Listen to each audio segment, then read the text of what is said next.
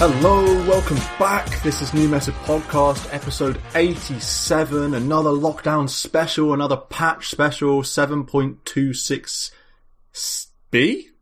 Almost said C. We're quickly approaching those G's and H's that we've seen in previous general updates, but for now it's B. Joining me as always, Marco and Adam. Marco Taco, as it reads on Dota these days. How are you doing? How's your week been? Welcome to the pod. Yeah, new identity thrust upon me by yourself. It's been well, I think. Pretty samey.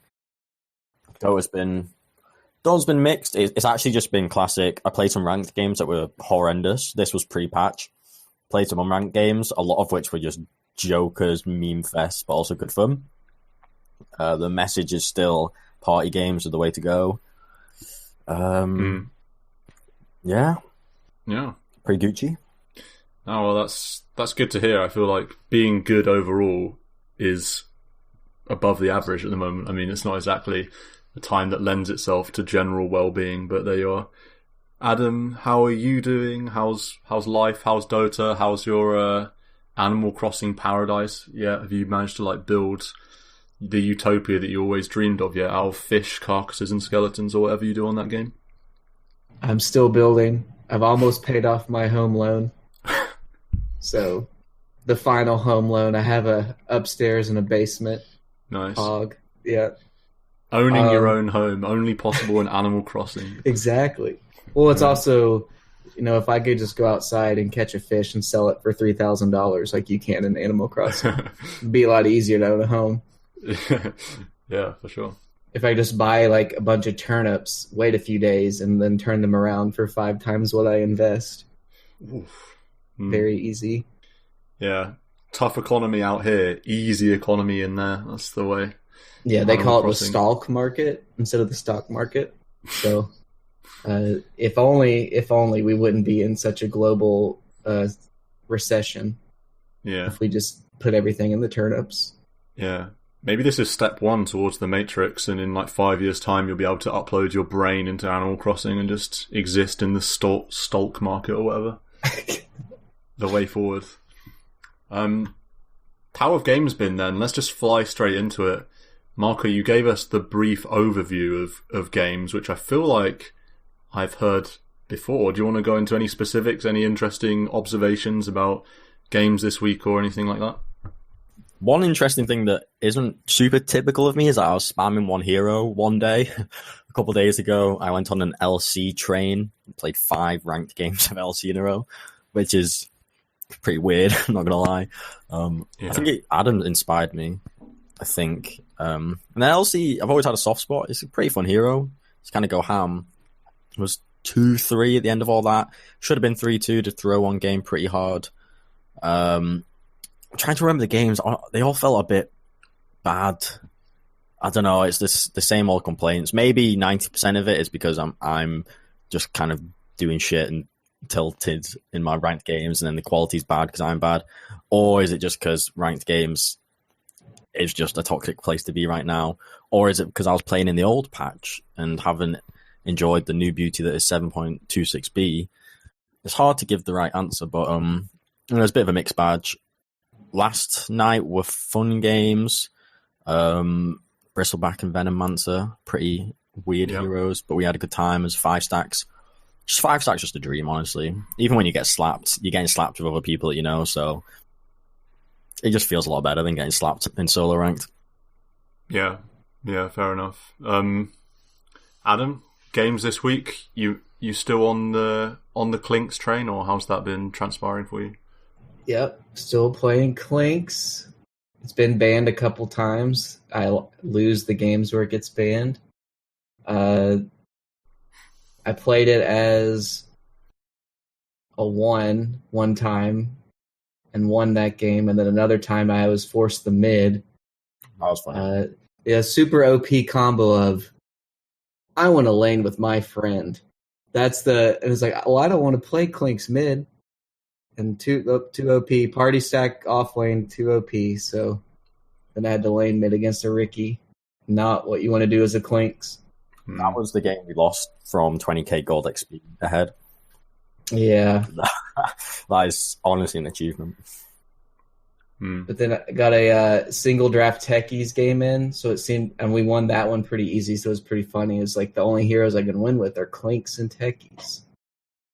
And then last night I played single draft, got Witch Doctor 4, and then I noticed in the draft, it was like, enemy had a familiar name. It was like, Pudge is really familiar.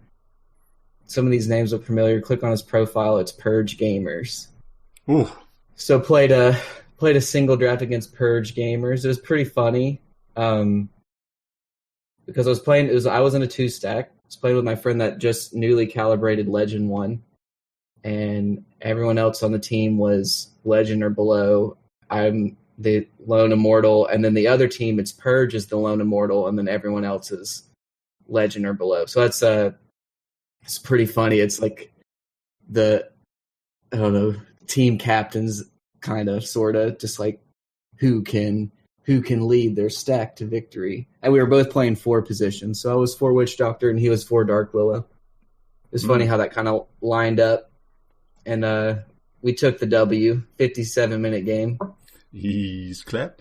Always good to go back after you win and watch the VOD too. Yeah. So we can say Purge Gamers checked off the list, dealt with. Especially, like you say, you were the only Immortals. You were both pos for.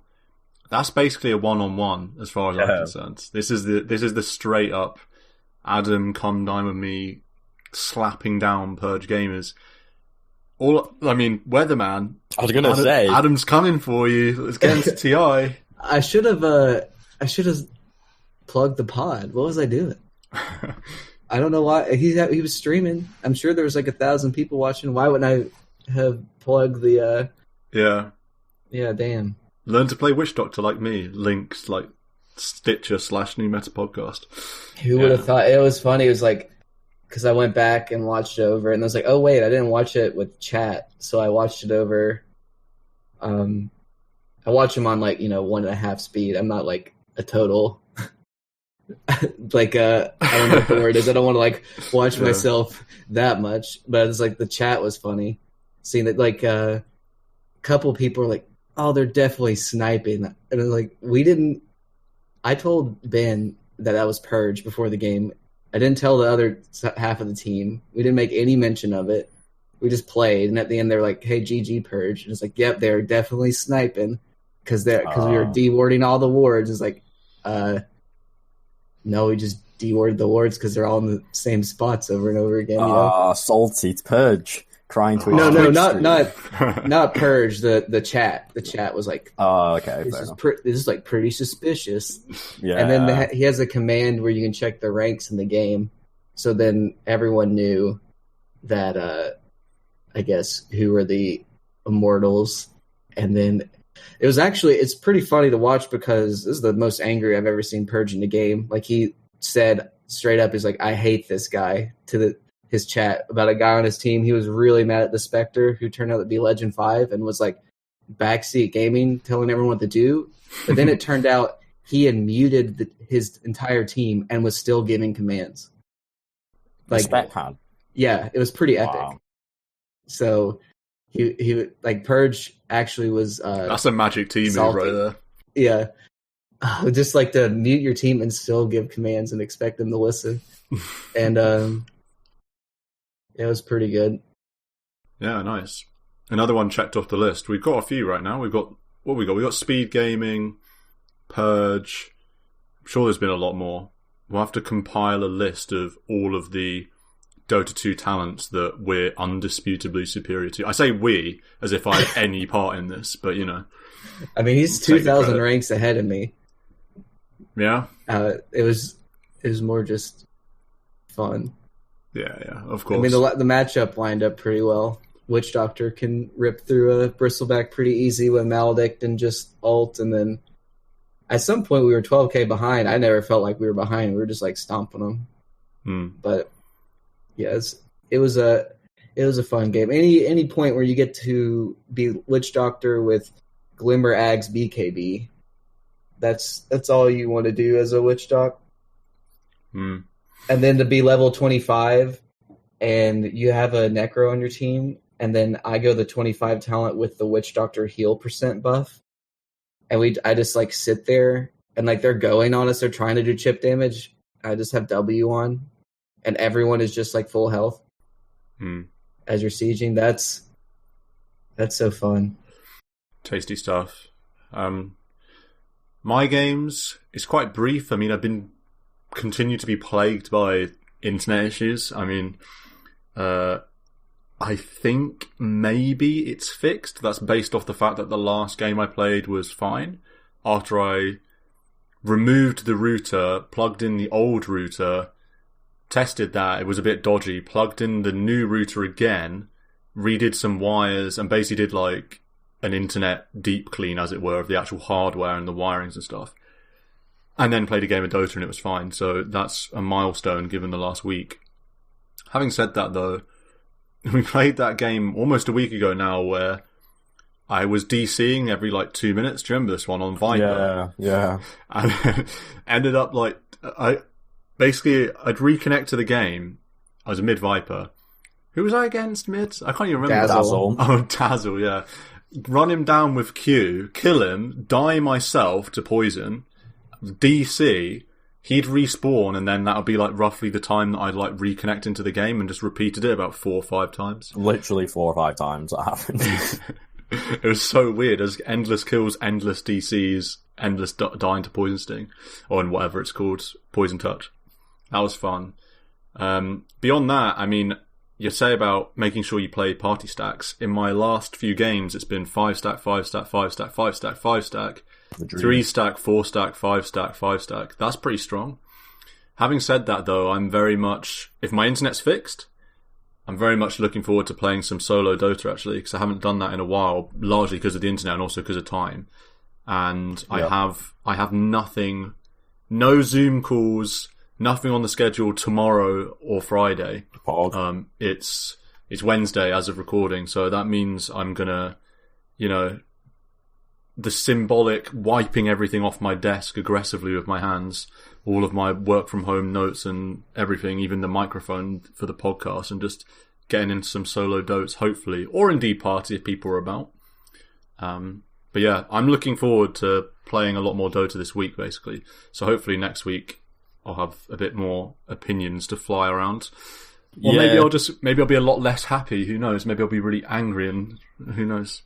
Maybe we'll delve into this a bit more with the topic of the pod, but it will be cool to feel out the new patch. I know we did play yesterday, but it was only 2 games for some of us, and it's not that big a sample size to go off, but I am excited to see how the new patch plays out, and I'm sure we'll get into this topic after some, perhaps. Jump ahead. Let's do it now. I mean, yeah, drum time. Let's go.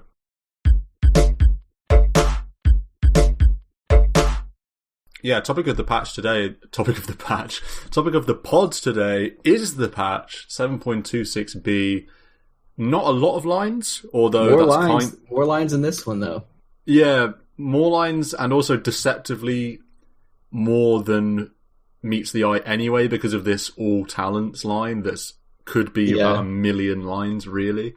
We'll get to that in a bit. I think it makes sense to start from the top, simply because I'm a simple human and I don't plan podcast episodes well enough. So let's start from the top. General changes: denies no longer grant gold. Deny XP given to enemies increased from 50% to 40. Increased from 40% to 50%. Are we not nailing each bullet point for 5 minutes? Well, I was gonna do denies in general, just the 2 changes to denies. And then there's a shadow line of text in here as well where deny has a different sound. Oh yeah, because there's no gold or whatever. It's weird. Yeah, and I hate it. I didn't notice it yesterday, but maybe that's because I can't. You weren't denying anything. Yeah. So it's a nerf to the sound. That's just a given. It didn't have to be a gold noise, but man, I'd rather just be silent, honestly. I need to hear this sound now. It sounds like I was Clinks, right? Doing it. I thought it was a Clinks ability. It sounds like a Deso hit almost. I was like, I don't really. I don't like it. Interesting. Yes. So, but deny is not granting gold. What did it grant before? You get about 15 gold for a range creep or something. Yeah, something like So that. I don't know what percentage that was. 20% maybe, 25. I'll hand over to Mark in a sec. I know you had some observations just about like the timeline of denies and also just general thoughts, but it makes sense to me that it doesn't grant gold, because deny is like a deny. You're denying the enemy. You're not necessarily doing it for yourself. I don't really feel like it needs gold. I don't know why that was ever a thing. It just feels like it's important enough. I wonder if this works on. So they didn't mention it specifically, but does it work on towers too? Did they get rid of denies on towers giving gold to your team? Did that give gold to your team if you denied a tower? It did It'd for a be little 100 bit. each, I think. Yeah, for just about the last maybe 4 months, 6 months. Wow. But this just flat says denies no longer give gold. I wonder if it fits the towers as well.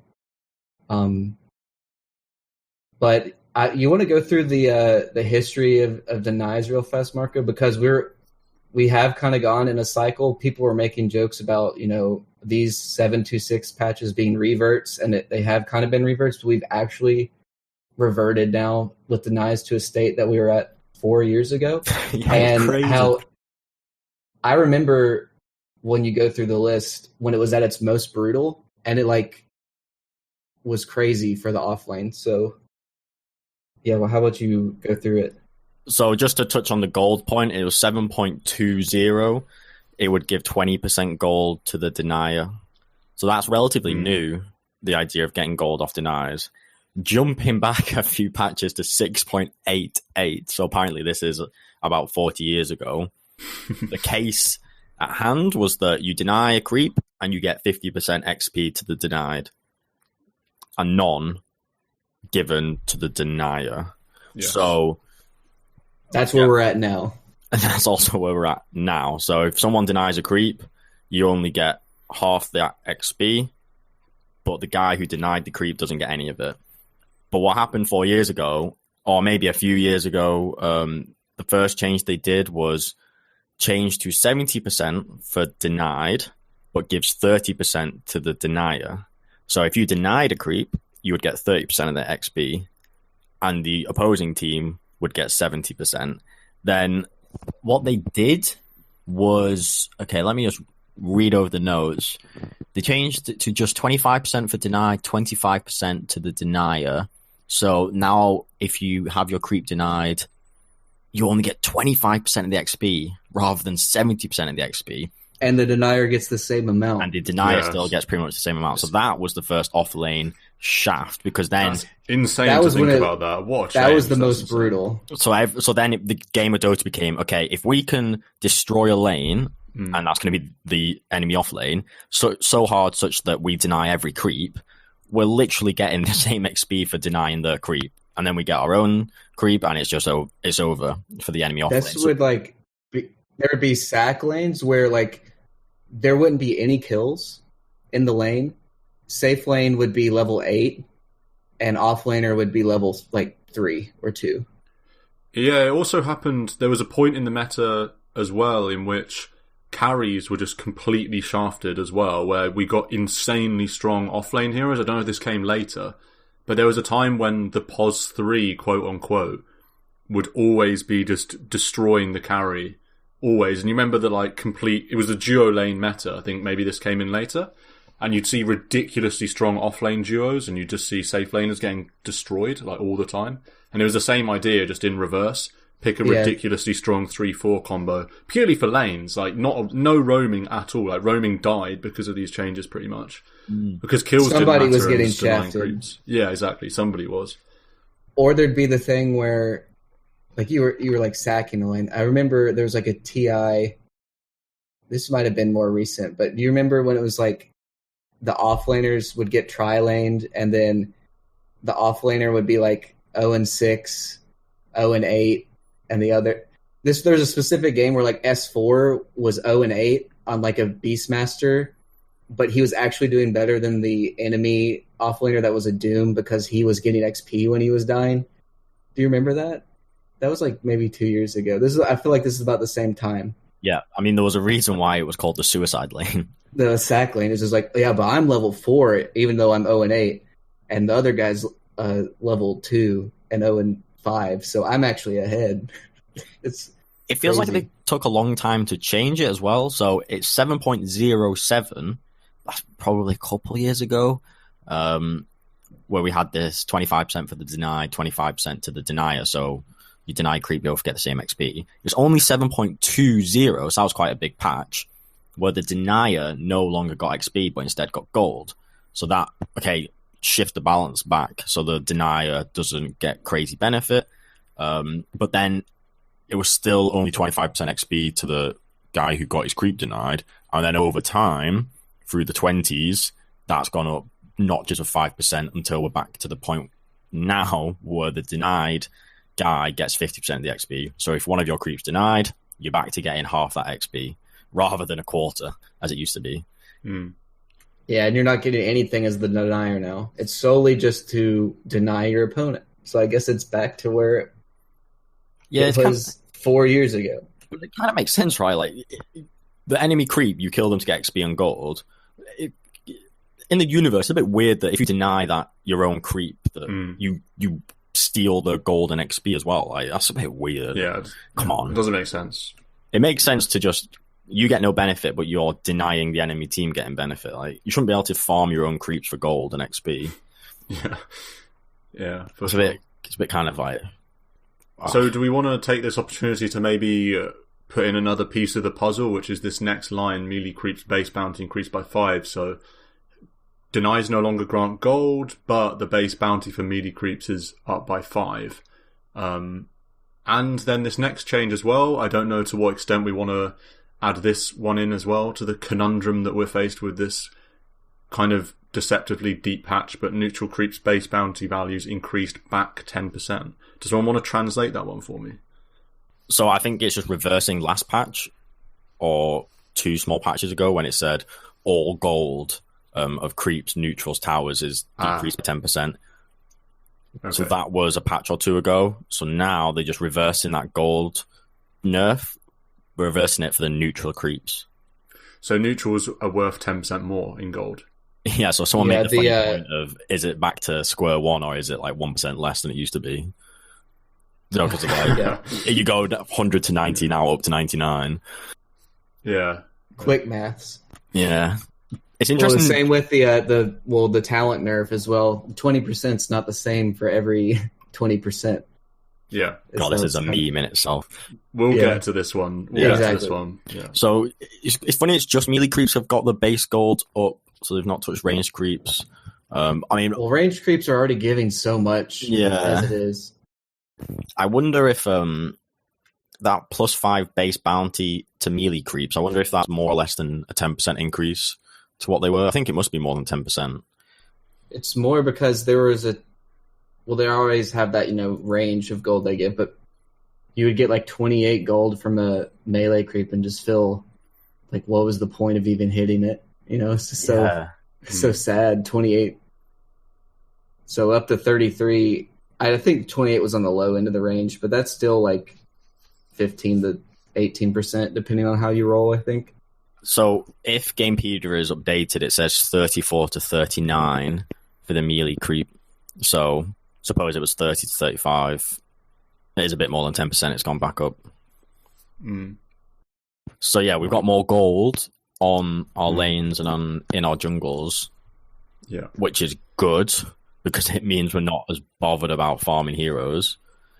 And also it means that it's relatively less punishing to say if one team's barreling down a lane with 5 heroes to end the game quickly, you get a little bit more out of farming the map, split pushing and farming different areas. Like, only minor, but that's obviously something that's welcome, given that it felt sort of unstoppable to not react really strongly to teams just barreling with a slight edge and ending the game at like 25 minutes sort of thing. Yeah, and when you're behind, if you think about your cores trying to farm that key item like we mentioned, buy time to get that key item online on your BKB or on your POS 1, this helps because there's just more gold to be farmed on the map. I know both teams benefit, but it's like who benefits relatively more. I don't know. It's close, but basically it is helpful for the game to be not as imbalanced, I feel, to make it be more gold. Also, the game needed shifting a little bit towards farming. At different points in Dota's lifespan, sometimes you need to take the heavy farm simulator stuff away, and sometimes you need to add it in. I think most people agreed that it was time to add it in a little bit, only small numbers, but it is a small buff to farming, literally. Yes. Rather than barreling. Yeah, it's another incentive to like work your way through the jungle, do some farming patterns. I think because some of the previous attempts to make it slower actually made it faster, you got to maybe increase the gold, and it actually will slow it down because, like, oh, we actually can get later spiking heroes that take advantage of gold if there's more gold on the map. Because the jungle just got nerfed over and over again to where ancient creeps weren't giving like anything based to where they were 2 years ago.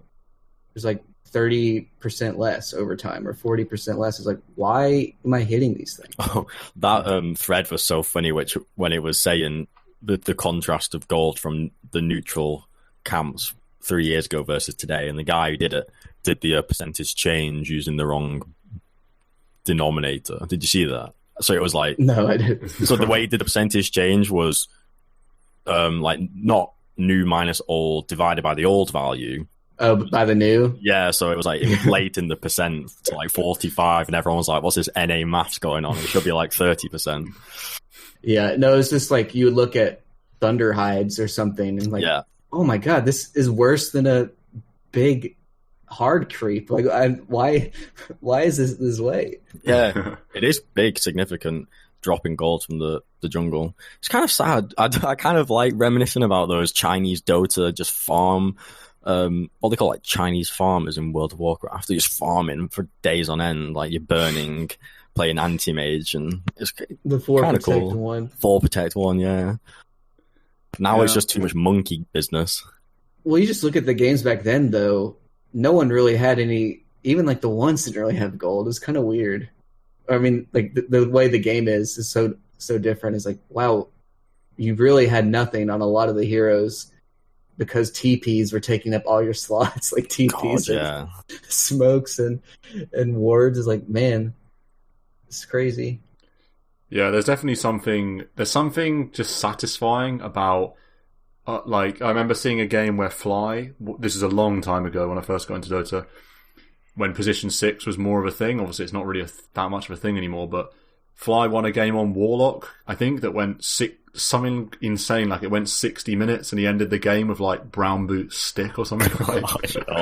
Like brown boot stick, and then like a cloak or something, like working towards Glimmer. And it's so rough. Yeah, I know. Yeah. So how is that even possible? I don't understand. But position 6 is another thing that's sort of fallen away a bit now. Also, I think I was just going to quickly add. Also, it's like people work out the game more, and strategies like having a position 6.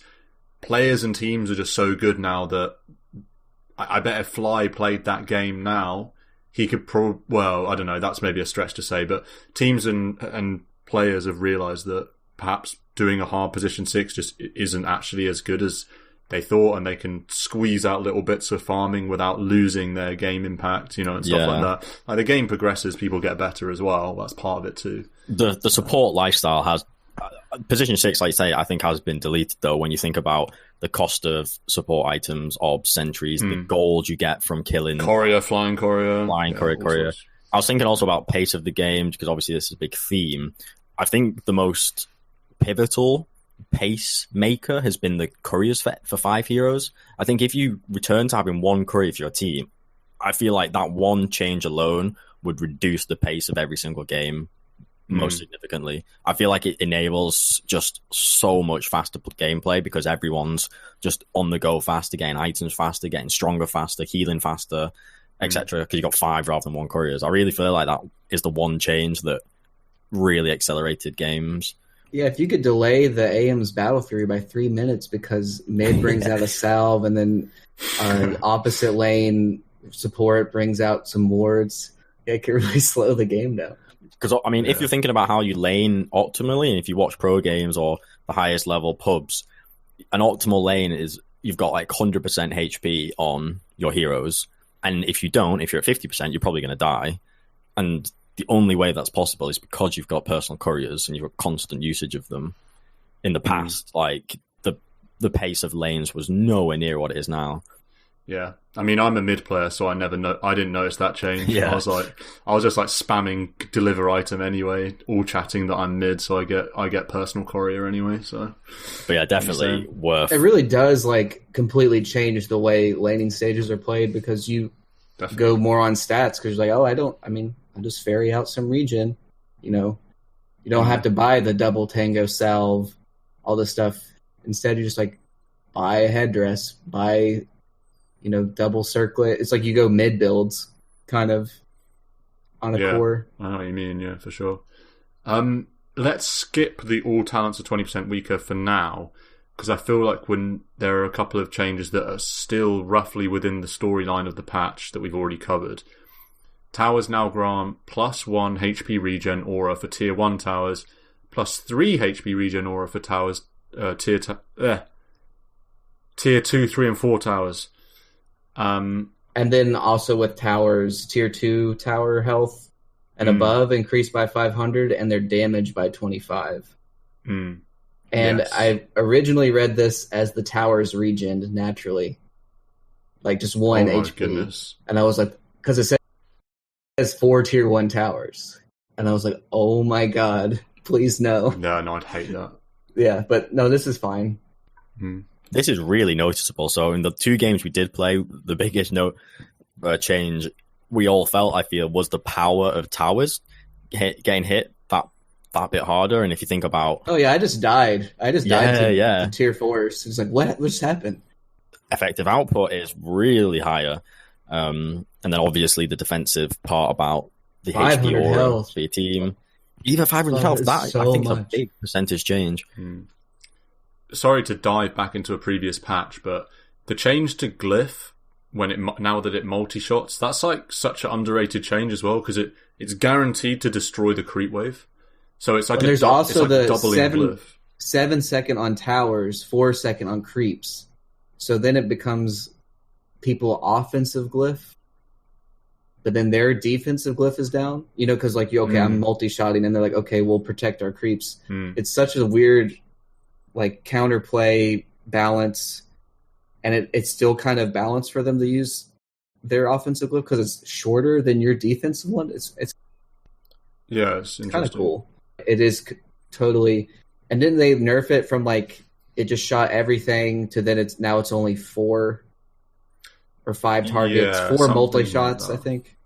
Yeah, something like that. And repair kit. Oh my god, remember that repair kit multi shot? Whew. Not fun. Yeah, the tower HP's gone up 25%.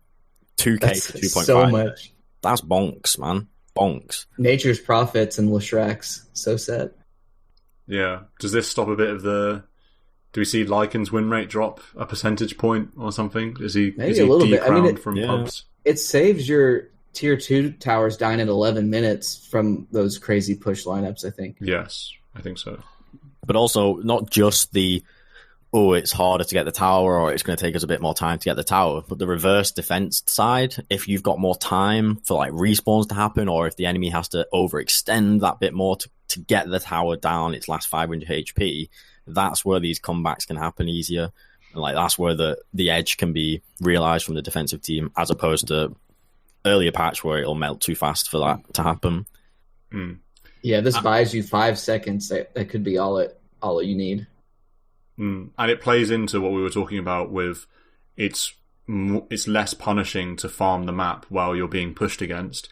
It's now more punishing to push. So it's both those changes work in tandem. Yes. To slow the game down a bit more, and to increase the farm on the map effectively, and in buff farming basically. Yeah. So. You could also have the argument, so now we're not taking towers, but we're still going to farm all the map, farm all the woods, and this gives us more gold, so how is this going to stop the snowballing idea? But at the end of the day, securing objectives, i.e. the towers, the benefit you get from that, not just gold, but from the map control, map positioning, teleport can't happen. Their objectives are significant because of these kind of secondary reasons, and the fact that now these objectives are going to stand up for longer. Yes, you could give some basic argument that they're going to get more creep farm when they like take over your jungle, but by virtue of having these objectives for longer, you are going to be stronger and you are going to have more chance to get back into the game. So on the whole, it is so much better. Yeah, you're definitely right about that, but I do think that what you were saying about how teams will probably react to this by playing really aggressively between towers and like in enemy areas of the map, it's still not as good for the reasons you said, because you're going to have the objectives up for longer and all of those things. But like, I do think that it'll be interesting to see teams might just ignore towers and play weird stuff like that. I know at TI, like OG would do crazy weird stuff where they'd be like diving tier 3s before they'd even taken the tier 1, and I wonder if stuff like that will happen. I just think a general rule also, just for pub people like me that are like scrubs, this is as if you needed reminding, never overextend into a tower. It's like so much more punishing than overextending anywhere else. If you're going to make some crazy dive play, or if you're going to play deep on the enemy map, don't do it around enemy towers. Like, do it around vision and around jungle farming areas, just like an FYI, because that's something that I know I think about and try and implement into my game. These changes are another reason not to be diving towers and doing crazy stuff like that with the HP regen aura and the extra health and the extra damage and all that. And add on to that point, and the mirror point to that, I think a lot of pubs don't capitalize on divey plays the enemy does. I think a lot of the time they're not reactive enough to say someone getting dived under the tower, or even if someone's getting on a tower, i.e. a very important objective, often people don't contest enough, and it's like, in the grand scheme of things, the enemy team should not be able to deal half the damage to our tower, or should not be able to take our tower without any cost. There has to be some cost to them doing that play, be that they're putting their life at risk or we're going to kill them. We can't just let them get an objective for free, or we can't just let them dive past our tower for a support kill without repercussion. Like, we have to respond. And I feel like people don't. I feel like people are a bit, I don't know, sleepy. Okay. Let's do the talents at the end of the general changes. Let's finish the other general changes. So, XP required to reach levels 9 through 13 increased, basically. We won't do the actual numbers. The way I kind of roughly thought about the numbers is, so it's 100 XP really at every level to get to the next level. And when you accumulate it, it's like kind of 1,000 more XP. So the way I was thinking about it goes 110 up to 150 for each level of scale. Okay, yeah. So maybe it's like in the past when you were level 13, I think you'd now be maybe 11 and a half. I think that's one way you could look at it. That's quite I think it's around 600 and some change of XP, and it's like 2 full creep waves. Oh, if you get everything, maybe that's one level then. It's a lot. It's a lot of XP. Yes, I think in the past you'd be level 13, but now you may be level 12. But that's huge, because you got to get your level 2 ults, and especially for supports. I mean, if they're dying first in fights, I mean, you're not getting levels. It's going to bump up the level disparity from 8 to 13 for sure. Yeah. So again, slowing the pace down, taking our foot off the accelerator. Same sort of stuff. Reliable gold is now given only for passive income, and the other gold changes. Area of effect gold increased from 45 plus a number to a bigger number. So, and I don't know if you have some quick and easy way to remember that one, but basically AoE gold, I presume that's when somebody is killed, when a hero is killed, the gold that goes to the rest of the team has been increased slightly. It's like 22-ish%. It's a lot. Okay. That's quite nice then. That's nice for, I guess, supports, I suppose, that don't usually get KSs. And it's just nice for team stuff. That's the only change that maybe doesn't align with the others, would you say? Because that seems to be encouraging lots of heroes turning up for fights to get this increased gold. Or is it so minor enough that it's not gonna... It's the net worth component that's changed. So it's I see. It's only all else equal, the defensive team is going to be better off because the kills they'll get will be on higher net worth heroes. So, okay. I mean, yeah. Yeah, earlier in the game, the 45 plus is the bigger component of what you're getting. It's when you get, a 20,000 net worth hero that you might notice this net worth difference. Yeah, so if the winning team will get more gold from kills now, but they'll get relatively less gold than the losing team will get increased because it's the net worth component that's had its multiplier changed. So it means that when a comeback occurs, if a comeback occurs in terms of like a team wipe or something, like a big turnaround, it's now pays off a lot more. So you could maybe say that for the losing team. So maybe it doesn't necessarily, because obviously if you are losing fights, it's not really going to help you very much because you're still going to be losing, and it busts the amount of gold that the attacking team gets, only slightly, obviously, because they're going to have higher net worths. When that turnaround does happen, it's way more swingy, basically. A little bit. I say, yeah, maybe way more is overstating it, but a little bit more swingy. So say if there was a team, both teams wiped each other, with this change, both teams now get more gold, but the losing team would get relatively more gold. Yes, okay. Yeah. So yeah, it does favour the team that's behind a little bit more. Yeah. And the bigger one is honestly this reliable gold change. Do you want to explain that? Well, it's only for passive income, so that's just your natural tick up gold. And what was reliable before? Reliable before was tower kills, Roshan kills, Midas was reliable gold, tower gold, and then kill gold. Yeah, tower kill, Roshan, okay, and then Midas. So that would just kind of sit in your bank, and then if you died, that gold wouldn't disappear. So they actually kind of changed it because I don't think reliable gold might have been for passive, but it wasn't for creeps. So they basically got rid of all the reliable gold except for passive income. So it's a lot lower amount, and you lose more when you die, and you might not have buyback now when you die, which is a big deal. And I know I was playing a late game. I don't think you guys were in that game. I had a tiny one position, and we were about to hold, and he says, I have enough gold for rapier. And then he dies and buys back, and then he has like 3k gold. He just lost so much from buying back and dying. It was crazy. Do we have any PSAs about what this means? It just means we don't buy into the I have enough for buyback. You just like hover over it. It'll tell you. Yeah. Because it'll calculate how much you lose when you die. It's just like you're going to lose more. I see. Okay. So buying and out. You can't just you can't sit on this huge bank of tower gold and kill gold and be like, oh, I'm fine, I have buyback. Like, you actually have to kind of look. And like pros would always kind of hover over before they buy an item. They would only buy the components that they could afford and still have reliable gold for buyback. I think that would be even more important. Yeah, so ultimately, it's saying you are going to get punished more if you're overly aggressive, or if you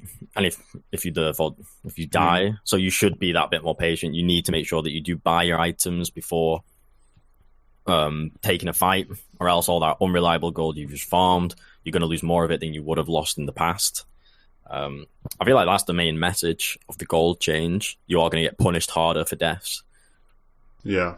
Because less of your gold is tied up in reliable gold that you don't lose. And then the last change before we talk a bit about some of these talent changes is neutral item drop times for tier 1 to 4 changed to basically be every 7th minute past the 10, which is the most complicated way of saying 7, 17, 27 and 37, as opposed to the 7, 15, 25, 40 that it was before. I don't mind that. I think so all of them are later, okay, except for tier 4. Yes. Tier 4 is earlier, which I kind of like, because tier 4, the games were ending way before tier 4s would happen. Yeah. Now more likely for it to happen, especially with the game going slower, and then if you make the tier 2s 2 minutes later, less snowball opportunity. There's some pretty big ones. And now it's like 17-minute Aquila. Is that really that cool? Nowhere near as cool as what it used to be. Yeah, I think it's really smart the way they've changed these timings. 'Cause like you said, less snowball in that mid-game tier 2, tier 3 item timing. But then when you get to 37 minutes in a game, I feel like it's pretty equal how easily both teams can get farm. Like, it's rare that you're going to have a game where at 37 minutes you're totally turtle penned in. Usually that kind of activity would happen at 27 minutes and then the game's over by 35. So I feel like if you're in a game that's at 37 minutes, it's going to be like fairly balanced, or even if you're losing, you're still going to be able to nuke lots of neutral camps. And so both teams will have, I feel, kind of equal chance to get these tier 4 items. But then at that point in the game, late game, suppose you give each team 4k worth of neutral items. I feel like the losing team wins, or I feel like the losing team benefits relatively more than the winning team does from getting those neutral item boosts. You know what I mean? Like, say both teams get 2 neutral items. I feel like the losing team prefers that situation. I don't know if that makes sense. Because net worth, if you put a net worth value on the neutral items, they'd be relatively less behind, not in a nominal, but like relatively to both teams' net worths. Yeah, the percentage difference of net worth would decrease. Yeah. Yeah, so in that way, I feel like it is helpful to the defensive team. Presuming they can get their neutral items at the same time, Yeah. Which isn't always something to be presumed, but that's not affected by when the item changes come in particularly. So that's always going to be the case. But yeah, assuming both teams can get them, it's going to be better for the losing team, I suppose. Yeah, like marginally. I like the way that they've managed to change the drop timings away from multiples of 5, basically, and it still makes sense because it's every 7, if you know what I mean. They're all 7s. So now 7, 17, 27, 37. Yeah, it's easy nice to remember. It's easy to remember. It makes sense. If they'd done something weird like, I don't know, 7, 16, 29, 32, it would have been maybe better balance-wise, maybe, but it's just, they need it to be intuitive, and I feel like they've managed it with the 7s. I think it's solid balance-wise and intuitive and rememberable. I like it. Yeah. To be honest, I don't think I was that confident with what they used to be. Yeah, you see it on the right of the screen, like, timeless relics drops. You're like, what? Oh, I guess it's tier 4s. Let's go. Yeah, it's like tier 4s didn't happen. Like, I can just go through my games like 33, 38, 35, just like in the 30s every time. So it will be nice to have tier 4s in more games. Yeah, for sure. Let's do drums, and then we'll do talents and basically the items if we can be bothered. So all talents are now about 20% weaker. Very weird line from Ice Frog and from Valve here. It's like 100 lines or 200 lines in one. Even more than that. Yeah, no, it's like 4 times 100. No, 8 times 400. So it's like 800. 8? Yeah. Every hero's got 8 talents. Yeah. Not all of them have numbers. Yeah, but yeah, still. Interesting, yeah. And I believe that some of the more buggy, weird stuff, like, for example, the Nature's Prophet Treants thing, I know that was shown as 1 times Treants damage and HP and all that. That is just a visual error on the tooltip, I believe, and it's in fact 1.8 times the base HP and damage and stuff like that. It's so silly. Yeah, and a lot of the other talents are really stupid. So, for example, Wraith King has a skeleton talent, which is spawn an additional however many. I can't remember what the actual number 2x. is. So twice as many. Yeah. Now you now spawn 1.8 times as many, which means that I think that amounts to half a skeleton somewhere. So it means that you have a chance to spawn an extra skeleton or not now because of the weird number. So every hero CK now. Yeah. When that was the thing. Yeah, it just feels. I won't say it's late. It feels kind of lazy. I'd rather it just be like had the patch be every talent.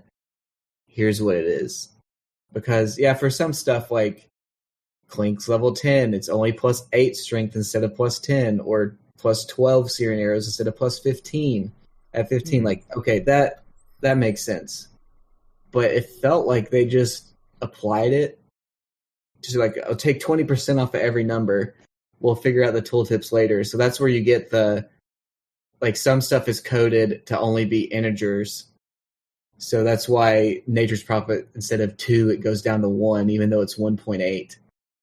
And then, like, Undying, his 250-second respawn, reincarnation cooldown at level 25, that went to 200, which is 20% less, but it's actually a buff.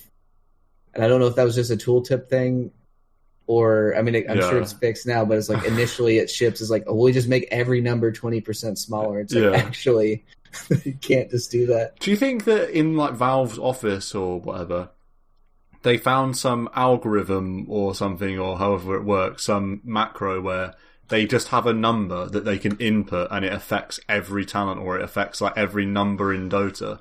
And one of them came up for it as like a workaround to get around manually inputting every talent, and they were like, it's a bit lazy, but it does save us a ton of work. And then someone just gave it the go ahead, and they just pressed like the 20% button, and everything goes down. Maybe that's why they couldn't list all the changes, because they don't even know them themselves, because they've just pressed this 20% button for everything. It must be that. Yeah, it's supposed to be 20% from everything. Yeah, they would see the changes otherwise, like the buggy ones, like Nature's Prophet and the Wraith King and Undying. They would, if they were going into Dota now, they would see. Because I gotta check Venomancer, because the ward spawned. Yeah, it says Gale impacts summons 2 wards. It still says that. I don't know if it does that. I'm gonna be sad if you do that and you get 1. I think someone tested it, and you have like you have an 80% chance to spawn 2, but you could just spawn 1, 20% chance to spawn 1. Well, then also it's Plague Ward, it says the level 25, it was 3x Plague Ward HP and damage. Now it's 2.6. I don't like 2.6. I like a solid 3. You know what I mean? Yeah, I know. I mean, that is Does it say 2.6 that's not even, in the client? It says 2.6 in the client, which is funny because that's not 20. That's about 20. I like how they said about 20 or something. Yeah. Yeah, can you imagine if they said 20? All the like maths people on Reddit would be raging in the Dotaverse. Do we have any, away from the specifics, do we have any general thoughts about this change? Were talents too strong, do you think? Or what was it about talents that made Ice Frog want to make them all weaker across the entire board? The way I thought about limiting the snowball. Yeah, snowball. The winning team gets those talents first, so they're now a bit weaker for when the winning team hits them. Not as snowball-y. Is it? I guess it's as simple as that. Yeah, I can't see it any other way. Yeah, it's an interesting one. It's kind of when talents were introduced in 7.0. By the way, I've never played a game of Dota without talents. Just throwing that out to freak out some of our listeners. When they introduced that change, that effectively is a massive buff to XP. And I guess with all of these changes and the state that the game's been in, XP maybe needed a bit of a nerf. So they've done that with the changes to denies. Getting ahead on XP is now relatively less easy to do, and because it used to be basically what I'm trying to say is when the old deny changes, when you only got 25% and the person denying got 25%, that was like implementing that with talents. Yeah, that was a huge buff to just crushing XP. Basically, if you crush the XP, you just win the game. And then that's slowly been reeled back, and talents is another way of reeling back how strong XP is, as well as directly changing how much XP you get from denying and stuff like that. So I guess XP talent was the first to go before Gold. No, yeah, that's a really good way of thinking about it. if you break down the power of every hero, you can break it down into their XP and the gold. The gold goes into items, XP goes into spells. Now at every point in the game, because XP is, saying that mid-game bit, XP, you need more of it to progress to stronger spells. And then at every point in the game, the gold is of higher value. Because there's more of it from creeps and whatnot. Less... Yeah. So I feel like your point is weighting the power of gold. And so the game feels a bit less turbo-y because it's not just concentrated on get level 12 as fast as you can and then win a game from there because you're so inherently strong from that XP. Rather, it's going to be, okay, XP means that bit less. No, definitely. I think that's a good observation. Do we have anything else that we want to say about these talents changes, or should we move on to the items, the few lines of text of items that we have? I mean, just like about 20 is just frustrating. I understand. Like, I wish it just feels a little heavy-handed. I mean, overall, it makes sense what they're doing. Like, yeah, it just makes sense overall. But man, there's some weird side cases that are frustrating to look at, and like, yeah, I don't want to. It's like 2.6 ward strength. Just doesn't hit the same as 3x. I honestly kind of feel like maybe they should have just done 10 and 15 talents are 20% weaker. You know what I mean? So when you get to the big boppers, they're the same epic spell or like talents that they were. Is talents in general just really interesting because on the one hand we talked about how no matter what the hero is, it's a buff to XP versus gold, like the points we were making earlier. But also talents are just inherently different on every hero, and every hero has different spikes at different points of their talents. So it's some heroes still, they get level 25 and it's an insane spike. Some heroes they get like 15 and it's an insane spike. So changing talents across the board in this way is like kind of a blunt instrument. The fairest way to do it. Well, yeah, it's true. It's an interesting thing about how the way talents work. I mean, it's kind of funny, I guess. Heroes will show up in the metagame when talents are changed across the board, because if they say they did just change 10, 15 talents, then suddenly these like 25 heroes with big 25 talents are like relatively more strong because the heroes with 10 and 15 power spikes are less strong because they're the ones affected by a change like that. It's kind of interesting. Yeah, it's just more if you wanted to make the game go later, you could just get the first two sets. It is I did try the Veno thing in the demo. I shot about 10 gales. It could just be RNG, but I did not. It spawned 2 every time. Okay, so. I probably got debated by like a Reddit comment or something.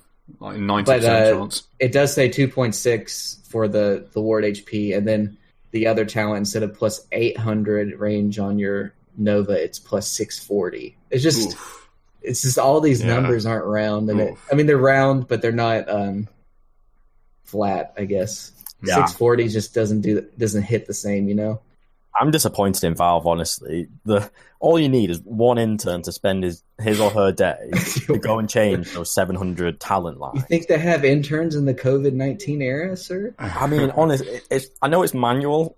I know it's a lot of manual labor, but come on, just change 700 lines of code so the numbers are correct and not stupid like we've been saying.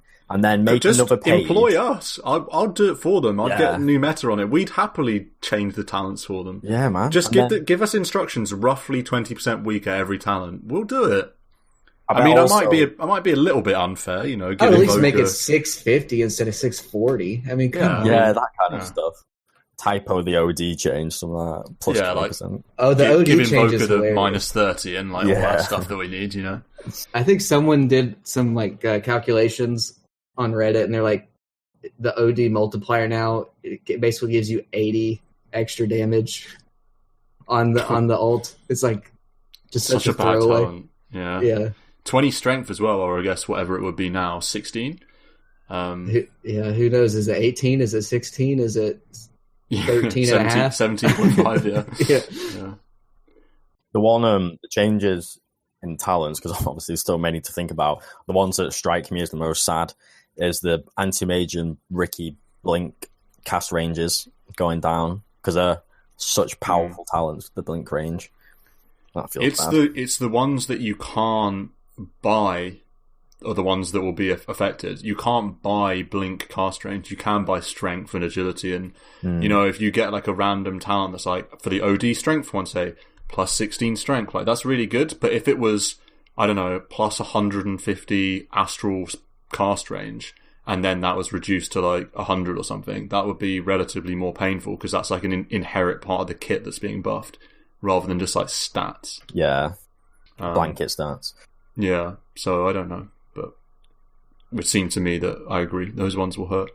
Having said that, though, to what extent they'll be noticeable, I don't know. You're still gonna, because the amount that you're increasing the cast range of Anti-Mage's blink, did you know it was 300, was it? 250, I think. Oh, was it 250, was it? Okay. I don't know what it is now. Well, I mean, that could just be a big flat 200. That might be a nice round number. Nice one, maybe. I wouldn't bet on it, though. It's probably like 207 or something. Well, it could be 207, but in the tooltip it says 200, you know? That's what was so tasty, is that I love how, I mean, things are updated over time, right? So some stuff probably right away went from 2 to 1.8. And then other things just go down to a flat 1. So you're just like, the nature's prophet change is like times 1x damage. Your treants are literally the same at 25 because it's OP to have them. Give me 0.8 of a skeleton. I want 0.8, like just cut them 20, get no head, cool. And just have a skeleton. Yeah. You were saying about opening a can of worms, Marco. What I'll say, I'm thinking about starting a new feature for the New Meta podcast, and it's going to be Flame Corner. And I'm thinking about at the end of each episode, Marco's Flame Corner. It could be. I think maybe anyone takes. Maybe we'll take it in turns. But maybe, I don't know if you want to christen today's episode after we've done the items. Maybe you can do a flame corner. I know you had heroes. Maybe you have something else to say about this talent change. I don't know if you want to get, if you have heroes to flame corner and you want to do this flaming now and do the heroes later, or what? Yeah, I think flame corner on the heroes is quite cool. Okay. I think anything, I think any flame is pretty just justified to go in that corner. The comment I'm not going to make, it's not really flaming. It's flaming against Valve, I guess, but it's kind of not in the corner. It was just an add-on point to all this like buggy kind of stuff. One thing I really hate and just need to get off my chest is how there's information in Dota that you can't find inside the client. And so what I'm thinking about is cast ranges, or often or like duration of some spells or buffs, basic fundamental stuff like that. Often I can't find it in the client. I can't remember the example, but there was one I raised in one of our recent 5-stars. And you have to go into Gamepedia, which knows it somehow. I don't know how. Go into the code or something. Literally, you go. Gamepedia's intern tested it. Typed it in manually. Yeah. You go into the heroes tab. You go into all these really detailed stats bit of the heroes. You press Alt and you hover over the spells, but often just there's not all the information there about them, and it's just so painful. I don't get it. It's just when stuff gets changed and then they don't update it. Like tooltips are the last things to go. It was literally something like cast range though, or duration of a spell, or duration of a buff. I think it was duration of a buff actually. It was the duration of Clink's armor reduction on, or something. Oh, am I thinking of something else? Yeah, you had to look that up. That's 3 seconds. Yeah, 3 seconds.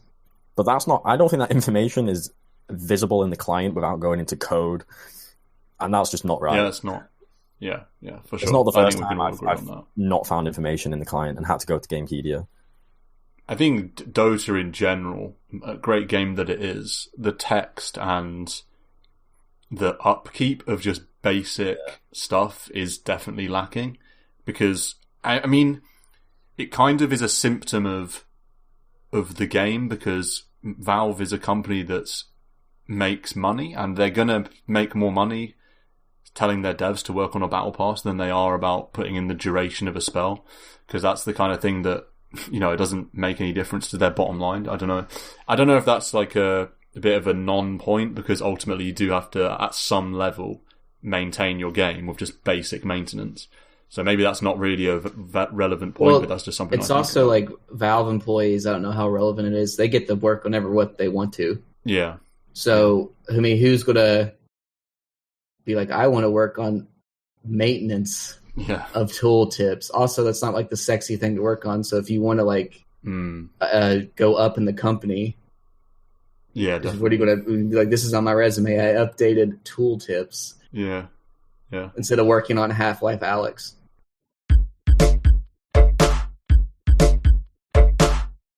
Items then. Let's just do items, brush them off quick, because there's not too much to say, I don't think.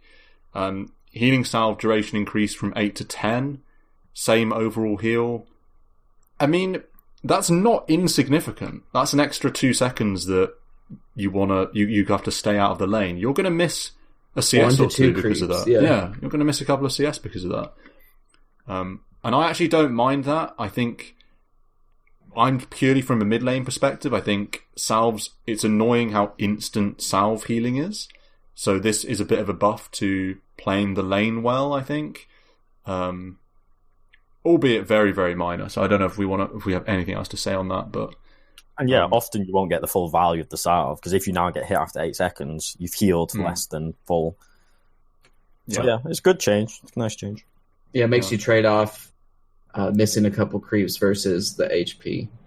So, I mean, we've come a long way since before, like creeps and towers killed your regen items. So, making them last a little bit longer is fine. I think the salve was stronger than the Tango, and then especially since you can dig up a salve, I think it makes sense. Sure, yeah. With the shovel. Add-on point: the way you know someone's a veteran is if they need to drink their entire bottle before filling a rune. That's another one. Did you play with that, Adam? Surely you did. Oh, you have to drink the entire bottle before you can refill? You couldn't fill a bottle with a rune if it wasn't empty. Yeah. Really? Yeah. That's funny. Gloves of Haste cost increased by 50. I think Gloves of Haste was a good item, so it makes sense that it's nerfed a little bit. Yeah, you were seeing people just build casual Gloves of Haste. That shouldn't really be a thing. Blades of Attack increased a little bit. I don't think we have much of an opinion on that. Ring of Bassi, slight increase to cost again, as we've seen that item be nerfed and nerfed and nerfed. And also Hood of Defiance now has a 200 gold recipe.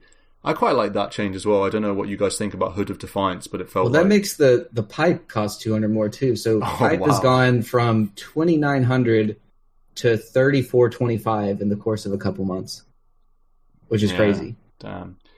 And I think Hood's goes a really to show strong item as well. how strong that item was and how it still is. Like, you can still pick up Hood. I guess Hood is probably flat 2K now, somewhere around there, and that still is probably first item pickup for a lot of offlaners in the lane and makes you still unkillable. So it's still a solid item. It just shows how strong it is, that it's still quality despite the, I will say roughly about 20% nerf in the gold cost for the Hood, about. So it stands in line with Valve's talent policy. Marco, anything to pick out? I mean, they're all quite minor, really. Yeah, nothing to pick out. I just think it's interesting that they made Blades cost 20 more when it's like Treads was always better. And I guess the theory is that Phase will become better because it still gives percentage-based movement on the active. And that's like the only boot thing that does that now.